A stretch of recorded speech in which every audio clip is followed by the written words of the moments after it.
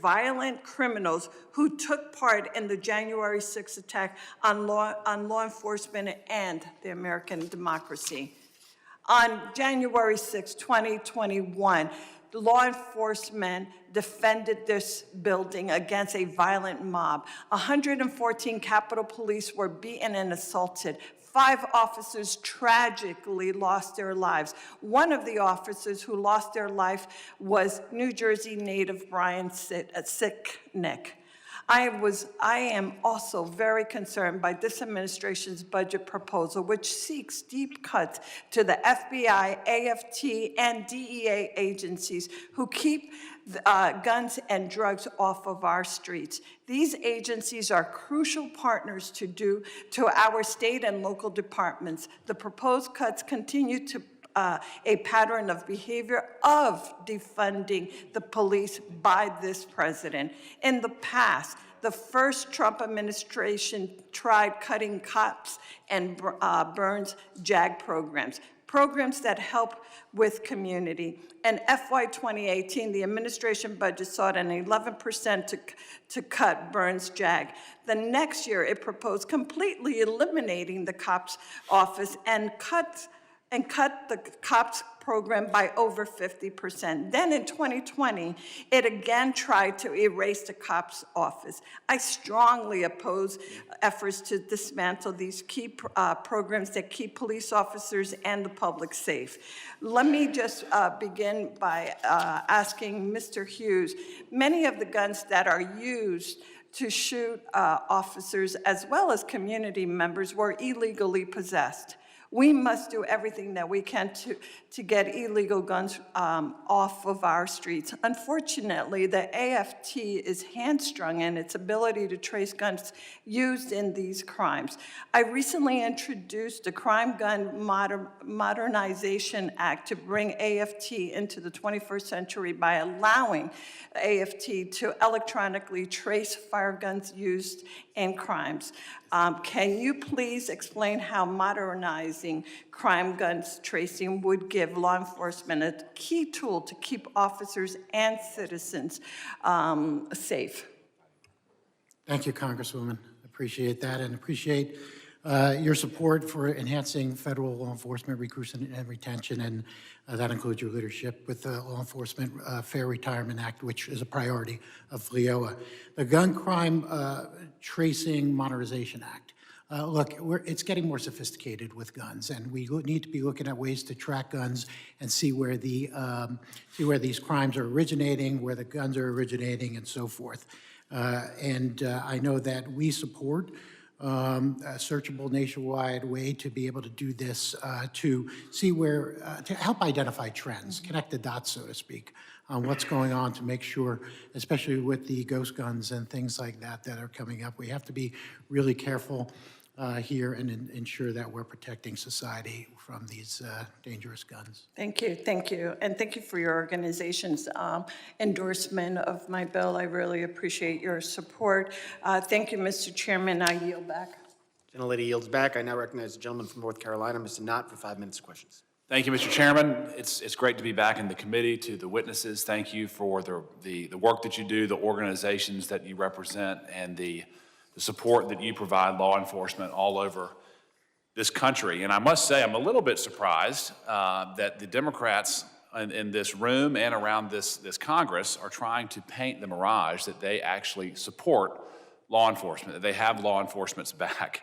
I don't think they're going to be successful. The level of dishonesty that we're hearing even today, just a short recollection. Defunding the police, that's a Democrat priority. Cashless bail, that's a Democrat policy.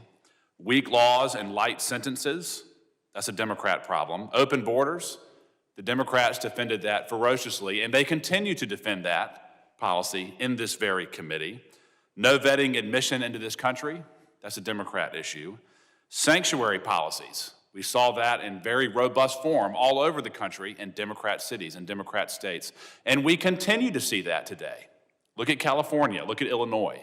Look at Democrat cities, even in my home state of North Carolina. Sanctuary policies persist in Democrat jurisdictions. Even members of this committee have called ICE and DHS and other law enforcement officers Nazis, racists, terrorists, Gestapo. I find that, and I find the accusations shameful. Shameful. There is not one bit of protest to the harm that illegal immigration and the crime from illegal immigration is causing law enforcement. I worked in law enforcement for 10 years. I worked as a federal prosecutor. I saw the difference between the first Trump administration and the Biden administration. We just had a question about gun crime. It was much harder to charge someone for illegally possessing a firearm when Biden was president. I saw it firsthand. And I want to talk to you, starting with Mr. Hughes, talk about the sophistication of the criminal element and what type of difficulties that poses law enforcement in your experience. Yeah, no, so, criminals are getting, thank you, Congressman. Yep. As we know, the criminals are getting so sophisticated in the way that they operate. We see this here and abroad, and we have to keep up, and we need to keep pace with that. We need to be looking at every tool available to be able to counter, fight, combat all the crimes that are going on in society today. Mr. Thompson, I want you to talk about it. I want you to talk, you talked about the previous administration and the danger that those activities have led directly to American streets. Talk about how open borders has increased the danger that law enforcement faces on the streets of the country. Yeah, I believe it's significant. I would consider it an obvious threat that is, I think there was a number of people that chose to ignore it for, I think, political reasons in some cases, and I think also they believed truly to their heart that they were doing good. Right. And that's fair. But to your question, we are now facing the most sophisticated criminal element in our nation's history. I mean, just when I started as a prosecutor, local law enforcement who were task forced would kick in a door and they would find a Glock and maybe a baggie of drugs. Now it's an AK-47 and 1.5 kilograms of fentanyl. And 10 computers that are used to track, trace, and follow law enforcement. That's right.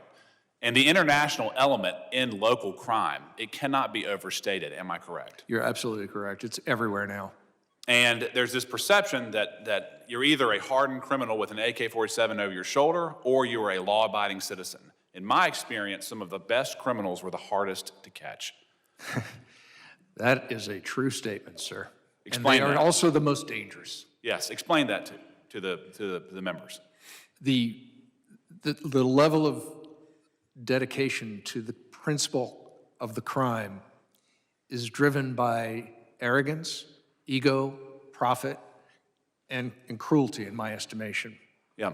And it is now become a globalized, connected The level of camouflage. There are criminals who operate in schools and deception farms, is perfect. in businesses, in law enforcement. Am I correct? You are correct, sir. Mr. Ghosh, briefly, I've got a few seconds left. There was a clip that was played earlier that showed some very forceful actions by law enforcement. Yes. Given the rhetoric that we've seen from my colleagues on the other side of the aisle in sanctuary cities, calling these members Gestapo, Nazis, inciting fear amongst various communities, how has that damaged law enforcement's ability to act without the use of force? Well, look, I looked at the videos, and I think there was a lot of discussions here about the need to have oversight and discussions, and we really did dive into some few things that are worth looking into. But I will tell you what we didn't dive into. We came here to talk about law enforcement officers that are shot in the line of duty, law enforcement officers that ambush, and not one time did we even mention one person about how they were sitting, eating lunch or eating dinner, and were shot. So we missed the whole point. It's disappointing to see. I'm finally excited that we were going to talk about a real issue here, something near and dear to my members. 2,553 officers have been shot, yet we're not talking about it. We're talking about tactics or politics and everything else. At the end of the day, it's still my members that are out there facing it every day. To answer your question, crime is changing. It's evolving in a way that we can't keep up with it. We're always going to be at a disadvantage because they make decisions pretty quick. Yep. It takes Congress and it takes our state houses and our city councils to make decisions. It takes a while. So we're always playing catch-up ball. It is not a very comfortable time to be in law enforcement because we're never going to get ahead of it. And use of force is sometimes used. It's needed to be used. Use of force is... Gentlemen, Mr. Chairman, this time has expired. We're going to also, you're going to get some questions in writing as well that you didn't get answered. I know I'm going to submit a bunch, so we hope you will be all submit answers in writing at the end. But we do want to, the witnesses have been here for a long time. We have other people waiting. I want to keep. Gentlemen, thank you. Thank you. Thank you. Gentleman yields. I now recognize a gentleman from Virginia, Mr. Walkinshaw, for 5 minutes of questions. Thank you, Chairman Garbarino and Ranking Member Thompson. It's a great honor to be a member of this committee, and I look forward to working with all of you. I want to add my condolences to the family and loved ones of Army Specialist Sarah Beckstrom. Her unwavering commitment to our nation and to protecting Americans can never be forgotten. I also want to wish a swift recovery to Staff Sergeant Andrew Wolf. And I want to thank all of the police officers, deputy sheriffs, and state troopers who protect and serve my community in Virginia. Acts of violence against law enforcement are unacceptable and should be condemned. And rhetoric calling for violence should also be condemned. But I'm old-fashioned. I believe in the saying that a fish rots from the head. And what our leaders say and do matters. And when it comes to supporting law enforcement, Donald Trump and the Trump administration are rotten. Donald Trump and the Trump administration's dangerous rhetoric and budget cuts, their defunding of the police, directly threaten the safety of Americans, including our law enforcement.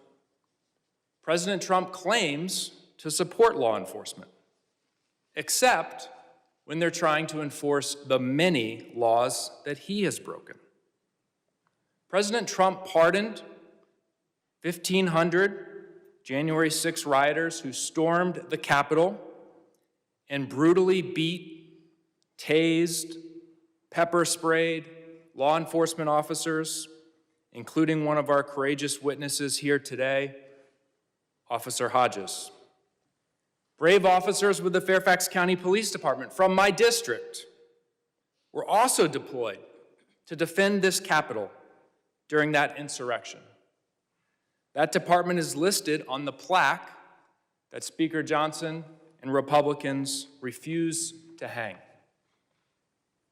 This horrific attack on our democracy, an effort to thwart the will of the American people, resulted in assaults on at least 140 police officers, and 5 police officers lost their lives at the hands of the January 6 cop killers. And I want to say their names: Officer Brian Sicknick, Howie Liebengood, Jeffrey Smith, Kyle DeFreetag, and Gunther Hashida, all patriots, all police officers. Instead of allowing for the peaceful transfer of power, President Trump called for violence that led to the deaths of police officers. Instead of condemning the insurrection and holding to account those responsible, President Trump has pardoned those that committed heinous crimes against our courageous officers, like Officer Hodges. And today, those cop killers are free. They're in our communities. They're committing more crimes. Officer Hodges, on January 6, 2021, President Trump delivered a speech on the ellipse to a group of his supporters. In his speech, President Trump said, "We fight like hell, and if you don't fight like hell, you're not going to have a country anymore." Do you believe that President Trump's remarks at the ellipse on January 6th encouraged his supporters to use violence against anyone trying to stop them, including police officers like yourself? Yes, in short. It was revealed during the January 6th subcommittee investigation that Trump was notified that people were not getting into the ellipse because they were heavily armed. They couldn't get through the magnetometers. And you know what he said? He said, "Take the magnetometers down, let them in. They're not here to hurt me. So he knew they were heavily armed. He knew they were here to hurt someone. And what did he do with that knowledge? He told them to fight, fight, fight, and he sent them here to the Capitol. And do you believe that pardoning those January 6 insurrectionists who killed police officers makes law enforcement across this country more or less safe today? Less safe. Thank you. I yield back. Gentleman yields back. I now recognize the gentleman from Colorado, Mr. Evans, for 5 minutes of questions. Thank you, Mr. Chair, of course, to the ranking member, and of course to all of our witnesses for taking the time to come to this important hearing that's particularly meaningful to me because I was a cop for 10 years in the Denver metro area, the only Latino in the Colorado delegation right now. And the reason I'm in Congress is because in 2020, the ruling Democrats in Colorado passed a bill that took the first steps toward defunding law enforcement and toward making cops guilty until they proved themselves innocent by enshrining into law the concept that anything not captured on a body cam could be interpreted by the courts as misconduct, which was allowed to be presumed against the cops until the officers proved themselves innocent. I ran our riot squad. I was in charge of our riot squad in 2020 when Denver, Colorado suffered the most violent riots in the country as evaluated by the Major Cities Chiefs of Police Association, and not a peep from the ruling Democrats in my state of Colorado. I've buried 2 colleagues in my agency. Gordon Beasley, who was assassinated by an individual who was radicalized against law enforcement by anti-police rhetoric from elected leaders, shot in the back of the head, murdered. It's on video. The killing part is redacted on most of the publicly available stuff. I buried Gordon Beasley, a school resource officer, whose motto was find the good in everything. I buried Dylan Vakoff, one of my friends who was in my riot squad at my agency, gunned down responding to a family disturbance call, Air Force veteran. I watched my cops suffer these. I buried countless others when I was on the honor guard. And in terms of refusing to condemn physical or political violence, I will remind everyone of 2 votes that happened earlier this year where every single member of the United States House of Representatives voted to condemn the murder of a Democrat leader in Minnesota, but 118 of my colleagues on the other side of the aisle could not vote to condemn the murder of Charlie Kirk. When cops are handcuffed, when political rhetoric incites violence, it's the cops who suffer. And not only is it the cops who suffer, it's the low income and the minority communities that suffer. In Colorado, $27 billion of lost economic productivity as a result of crime. That doesn't impact the wealthy people, that impacts low income and minority communities. My district is 40% Hispanic. You know who suffers when we don't have law enforcement to keep our communities safe? It's my low income and my minority communities. I have a bunch of skilled tradesmen in my district, plumbers, electricians, pipe fitters, welders. Colorado has led the nation more years than not the last 5 years in auto theft. You know what happens when one of my Hispanic trade workers gets their vehicle stolen? Not only are they out of vehicle, they've lost their job because they can't show up to the job site tomorrow to do the work. The general contractor is not going to wait for them. I've seen this happen because I've taken those reports. We just had the 6th largest fentanyl seizure in U.S. history in Colorado. 12 kilograms of fentanyl, 1.7 million illicit pills, enough to kill 6.8 million people, every man, woman, and child in Colorado.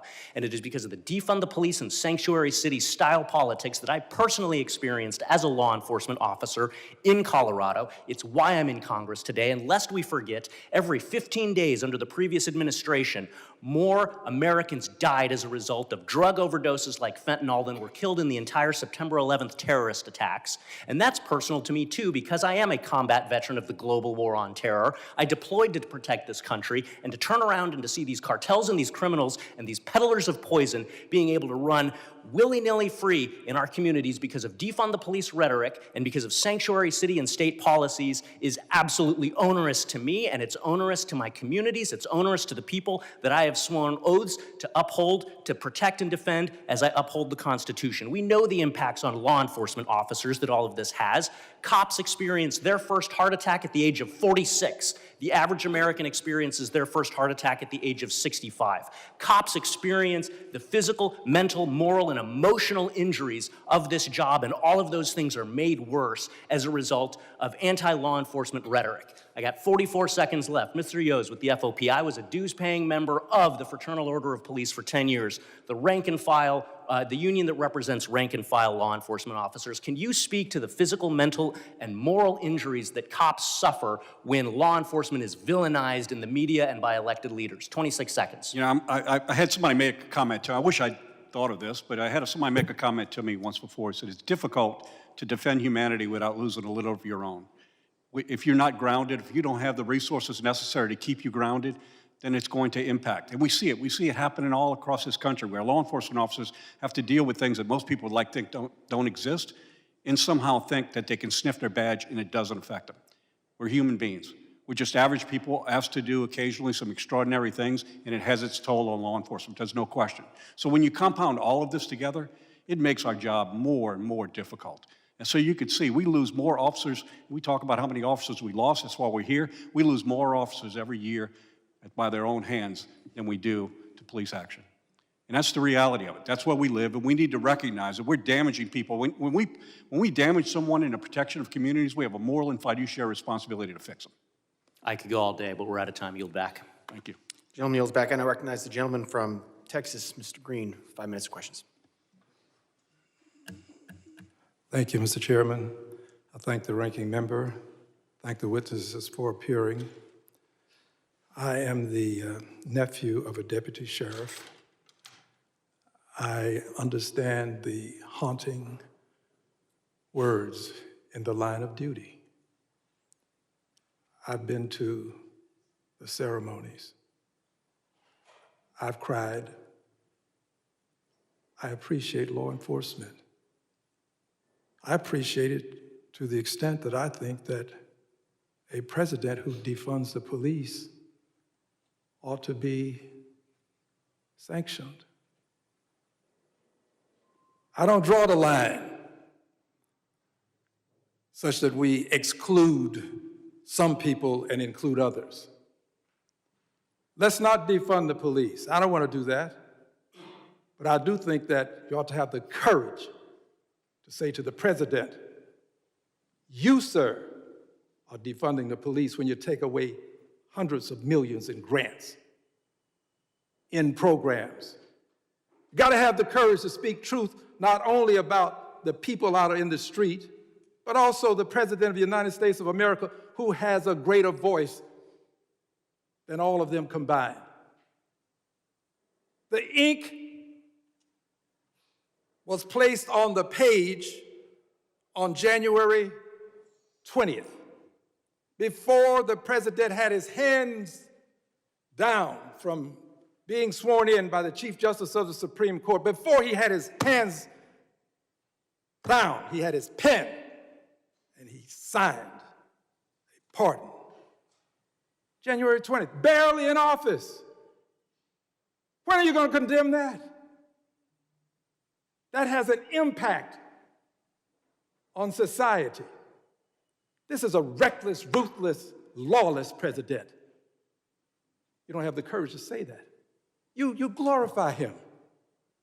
This is the president who stood in the chambers of the United States House of Representatives, or actually it's the Capitol building, and called Democrats lunatics.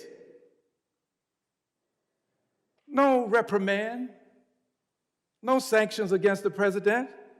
Lunatics. This is the president who just yesterday, this is an NBC News story, Trump calls Ilhan Omar garbage, says Somalis should go back to where they came from. Yes, you are right, Mr. Thompson. You said it starts at the top. This is the top. This is where it starts. The President of the United States of America, with his vituperative, incendiary commentary, is as much a part of the problem as anybody else. But you don't have the courage to say that. I say to you, cop killers ought to go to jail. I have no reason to want to see cop killers walk the street. People who shoot National Guard persons walk the street. They ought to be punished to the fullest extent that the law allows. But that doesn't mean that I'm going to excuse the President of the United States of America for what he's doing. He is a culprit in this whole scenario that ought to be called to answer for his transgressions. And now, Mr. Hodges, I was in my office when I heard your testimony. I have 2 hearings that are going on at the same time. Mr. Thompson has reminded me that I can't be in 2 places at once. And I appreciate him telling me because he's eminently correct, and I want the world to know that I try my best. But I was in my office, and I heard your commentary. Sir, you have the kind of courage that is absent from many people who have a voice and should speak up. And for your courage, sir, for what you have done, I will have a flag flown over the Capitol of the United States of America to honor you. I think every NAACP branch in the country should do something to honor you. I think all people of goodwill should do something to honor you. And I think that people of goodwill ought to acknowledge that this president is disgraceful and that he ought to be impeached. I yield back the balance of my time. Gentleman yields back. I now recognize newest member of our committee as well on the Republican side, gentleman from California, Mr. Fong, for 5 minutes of questions. Thank you, Mr. Chair. Thank you to the witnesses for your testimony and your service. It's sad and tragic that we have to have a hearing where we have to focus on the data that clearly shows that anti-law enforcement rhetoric right now is fueling violence against our officers. And then, of course, the horrific tragedy of the shooting of the National Guard's men, Sarah Beckstrom and Andrew Wolf, clearly has intensified and rightfully so put a needed focus on this. If I can ask Mr. Hughes, California Governor Gavin Newsom erroneously has attempted to overstep his jurisdiction by signing a bill into law that would ban state and federal law enforcement officers from wearing face coverings to protect their identities. Unfortunately, as well, and I was in the state legislature when this passed, and I opposed it, but California law prohibits delegation of immigration authority under Section 287G of the Immigration and Nationality Act. And now other states, New York, Pennsylvania, Michigan have introduced similar legislation in their state legislatures. What risk do these restrictions pose for federal, state, and local task force personnel in doing operations? Thank you, Congressman. And again, I can't speak to the state and local law, but what I could speak is to the issue of the face coverings and what we have found given the current conditions. And that's with the advent of artificial intelligence and social media, we have found that officers are being identified, personal information is being identified, and them and their families are being threatened. And so that until such time that we could get that under control, I think we're in a particular position that this seems to be the way to go until we could change the laws and get some sort of normalcy where we could get that under control. If I can ask Mr. Thompson or Mr. Yos, both can speak to this. I've talked to my local law enforcement agencies. Recruitment, you mentioned this, recruitment and retention are real challenges. With these actions by Gavin Newsom, the actions of other states, and the rhetoric now that we see, how has that affected the morale of law enforcement and the ability to attract the best and brightest to join the ranks of law enforcement? So I'll go first. I'll go back to what I mentioned before. We don't have a recruiting and retention problem. We have a retention and recruiting problem. If we fix the retention problem, we'll fix the recruiting problem. Unfortunately, law enforcement officers, for the most part now, we've gone through so much turmoil that they're with a good conscience of not asking people to come into this profession. So when we see actions like, look, the most efficient way and most effective, and I would argue the most safest way in order to be able to enforce laws is to work collectively to be able to do it. When we put up rhetoric and we make we put these barriers up, what we're doing is we're saying that we don't have a respect for the laws that were created, and the people who have to enforce them are the ones that are caught in the middle of this political thing. This is not beneficial to anyone. So that's what's hurting our profession. That's why we can't pull people in. You want to jump in, Mr. Hey, I would echo every word Mr. Yo's just said, and I would go one step further, is that it is important for all of us to recognize that we up here, we do speak truth to power every day, every single day. I've never been called bashful in my life, and I've never stood down from saying what I believe. California and other states that are passing these laws, they're doing it at the risk of the public safety of their communities. And the numbers of aggravated assaults are still sky high. They are still climbing. Murders are coming down, but ag assaults are the leading indicator of future criminal behavior. Change those laws, come back to reality, recognize law enforcement's not your enemy. It is not. They save the lives every single day at the local level. Well, I couldn't agree more. We need to heed that sobering warning that you're providing.